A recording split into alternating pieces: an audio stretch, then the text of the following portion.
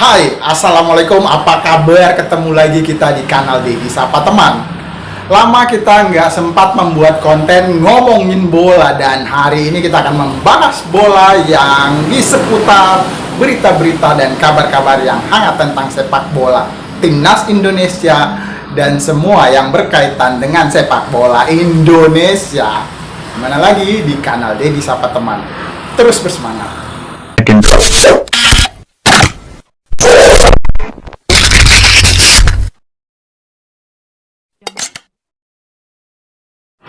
Kabar yang pertama, kita menyimak dari scroll media sosial dan media online. Kita mendapatkan berita bahwa abang si Rafael Struijk, Pascal Struijk, kemungkinannya akan bergabung di timnas Indonesia. Apakah ini berita buruk atau hoax? Masih belum kita bisa pastikan, tapi yang jelas kedatangan pelatih Patrick Kluivert akan membawa pemain-pemain yang siap untuk melakukan program naturalisasi memperkuat skuad Garuda Indonesia. Semoga saja berita ini benar adanya, dan kemungkinannya program naturalisasi ini akan terus berjalan.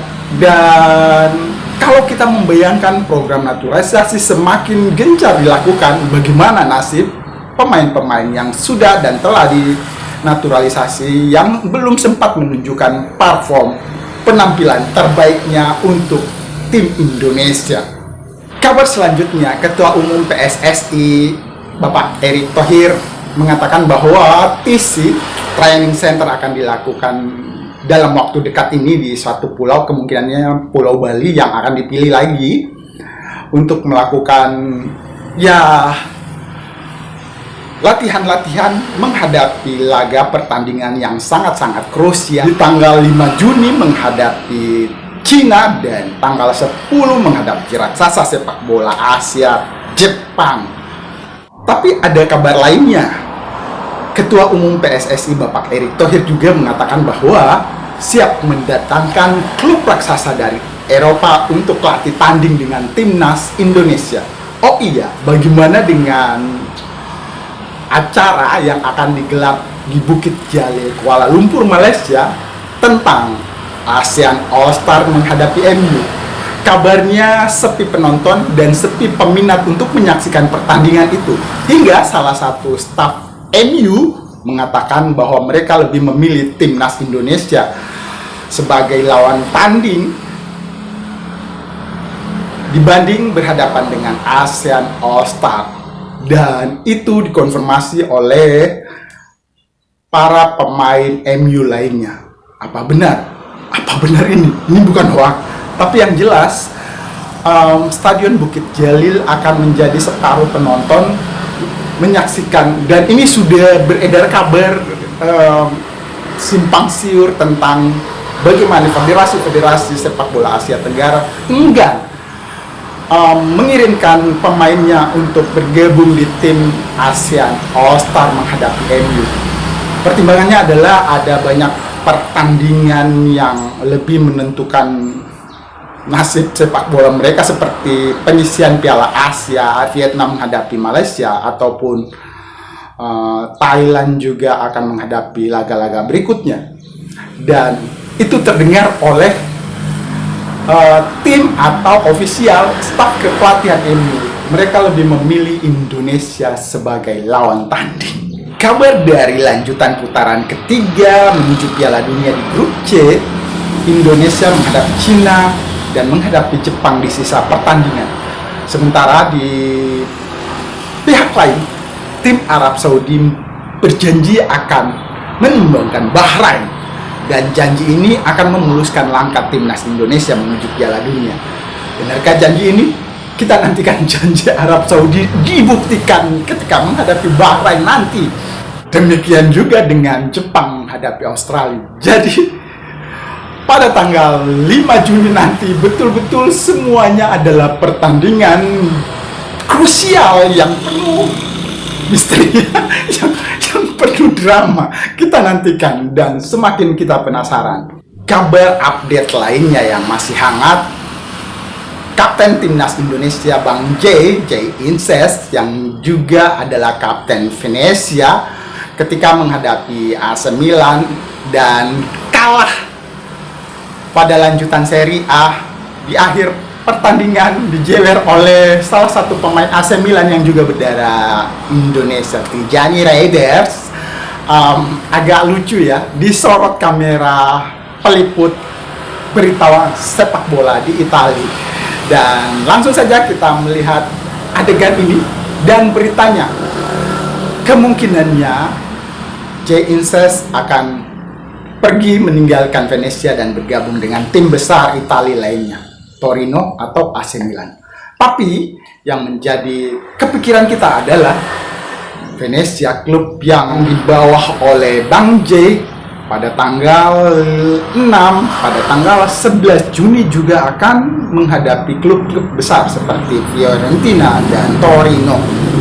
Apakah Bang J akan memilih membela timnas atau klubnya? Yang jelas pasti Bang J lebih memilih timnas Indonesia dan memperkuat timnas Indonesia di Jakarta dan Jepang nanti. Ini beritanya dari Cerita Bola. Teman-teman kita dari Cerita Bola menghimpun dan mengulasnya untuk Dedi Sapa Teman. Klub promosi Serie A yaitu Venezia FC kembali menelan kekalahan saat menjamu AC Milan pada laga lanjutan Serie A Minggu 27 April malam waktu Indonesia Barat. Pertandingan ini berlangsung di Stadion Pierluigi Penzo, markas tim yang dipimpin oleh J Inces. Dua pemain berdarah Indonesia, J Inces dan Tijani Raiders, tampil sebagai starter di masing-masing tim. Milan yang turun dengan formasi 3-4-3 bersama trio Leao, Pulisic, dan Abraham langsung menggebrak sejak awal babak pertama. Alhasil Milan mampu unggul lebih dulu pada menit ke-5 setelah kesalahan operan yang dilakukan oleh pemain bertahan Venezia. Bola berhasil direbut oleh Alex Jimenez dan diteruskan oleh Yusuf Fofana. Fofana kemudian mengirimkan bola first time ke Christian Pulisic yang berada di posisi bebas di belakang barisan pertahanan Venezia. Pulisic menuntaskan peluang tersebut dengan tembakan kaki kiri yang tak dapat diantisipasi oleh kiper Venezia, yaitu Ionut Radu. Gol tersebut menjadi yang ke-31 bagi Pulisic sejak bergabung dengan Milan pada awal musim lalu.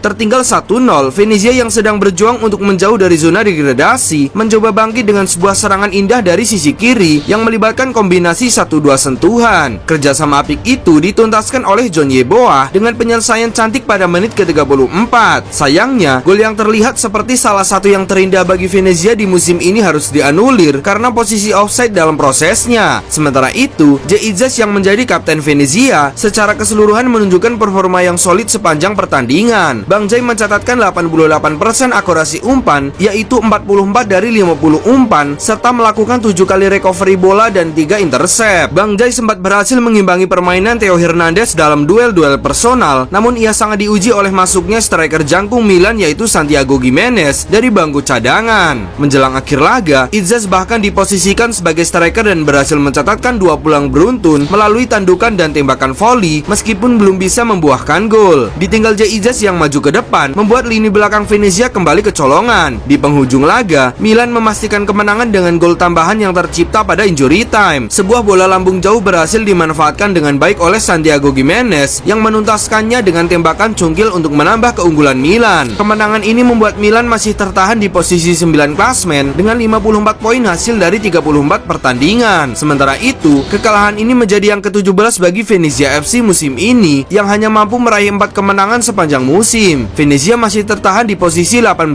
klasmen dengan 25 poin dari 34 pertandingan. J Inces dan kawan-kawan tertinggal 1 poin dari Lecce yang akan menghadapi Atalanta. Selain masalah pertahanan, lini depan Venezia masih menghadapi masalah besar dalam mencetak gol, tercatat hanya mengumpulkan 27 gol dari 34 pertandingan, meski angka tersebut bukanlah yang terburuk di Serie A musim ini. Menariknya, meski kalah, komentator pertandingan turut menyoroti masa depan J Inces. Dalam siaran langsung, ia menyebutkan bahwa media-media Italia mengabarkan bahwa J Inces hampir pasti akan meninggalkan Venezia pada akhir musim.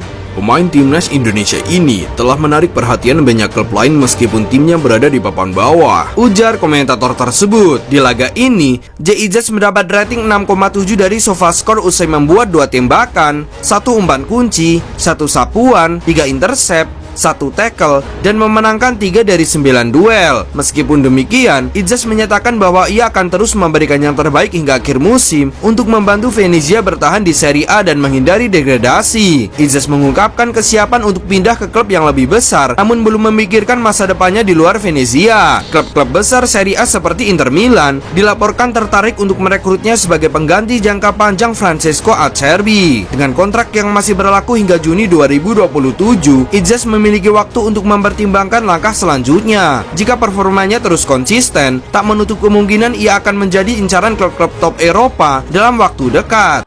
Waktu dekat, skuad Garuda Indonesia dari berbagai kelompok usia akan menjalani hari-hari di turnamen-turnamen yang bergengsi seperti U23 akan menghadapi Piala Asia.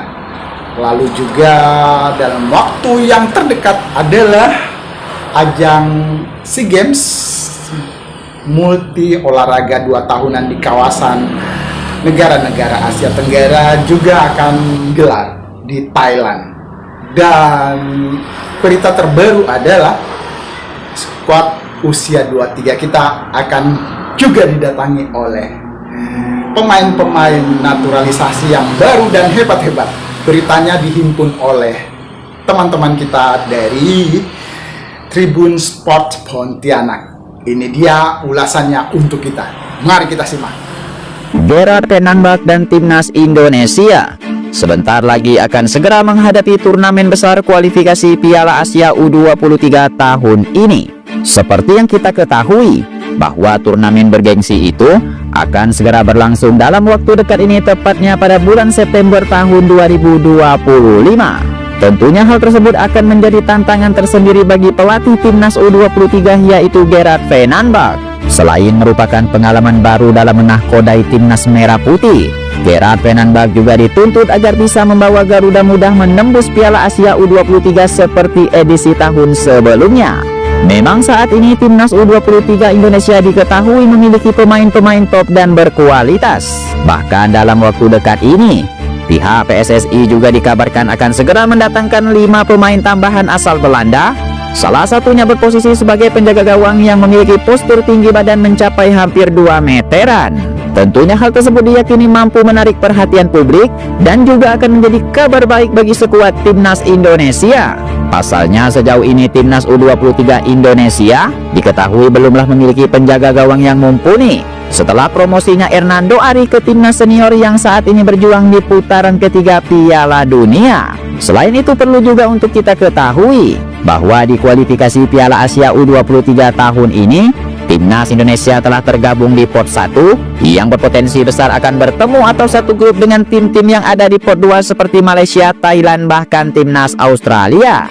Lantas jika itu semua dapat berjalan dengan baik, seperti apakah strategi yang akan digunakan Timnas Muda tahun ini?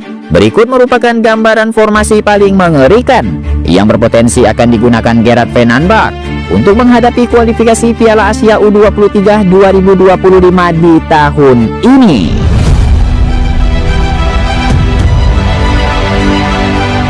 Yang pertama di sektor penjaga gawang, Gerard Penambak saat ini memiliki 4 opsi. Ada Cahya Supriyadi, Erlangga Setio, Cirus Margono, bahkan calon kiper naturalisasi baru yaitu Kaini Van Ovilen. Kemudian untuk menghadapi kualifikasi Piala Asia U23 tahun ini, sepertinya nama Cirus Margono akan menjadi pilihan utama untuk mengawal mistar gawang Timnas Indonesia. Sebagaimana kita ketahui, Cirus Margono saat ini sudah sah menjadi warga negara Indonesia sejak 21 Maret 2024 yang lalu. Akan tetapi, kiper muda berkelas 1 ini sama sekali tercatat belum pernah mendapatkan panggilan dari Timnas Indonesia baik dari senior ataupun kelompok umur. Kemudian selain itu, hal yang saat ini mampu menarik perhatian publik ialah bahwa kiper anyar yang berusia 23 tahun ini terpantau sudah bertemu dengan pelatih kiper sekuat Timnas Indonesia yaitu Jor Wonderbeck.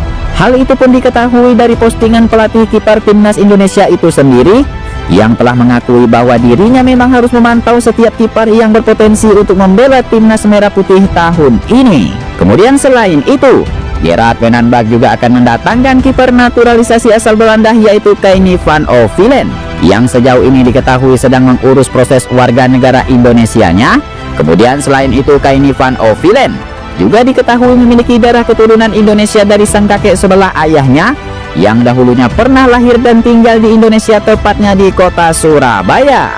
Kemudian selanjutnya di posisi 3 bek sejajar, sepertinya Gerard Venanbach akan menduetkan 3 bek andalan seperti Justin Hubner, Dion Mark, dan Muhammad Ferrari yang saat ini telah diyakini akan memberikan pengawalan yang ketat bagi lini pertahanan timnas Indonesia. Kemudian selain itu untuk posisi kiri dan kanan, sepertinya akan dihuni oleh tim Daipen dan Delano Arts yang saat ini juga diketahui siap memberikan hadangan atas lajunya serangan yang akan diluncurkan timnas lawan dari sektor kiri dan kanan. Kemudian selanjutnya di sektor gelandang tengah, berkemungkinan besar Gerard Venanbach akan menduetkan Ivar Jenner dan Marcelino Ferdinand yang sejauh ini diketahui telah memiliki pengalaman yang sangat luas dan juga menit bermain yang cukup saat dirinya membela timnas senior bersama Patrick Kluivert. Kemudian selanjutnya beralih ke sektor serang, sepertinya akan diisi oleh Emiliano Jonathan, Rafael Strijk, dan Mauro Ziltra yang saat ini siap memberikan ancaman yang nyata dan juga siap merobek dan menggetarkan gawang timnas lawan yang akan dihadapi timnas Indonesia.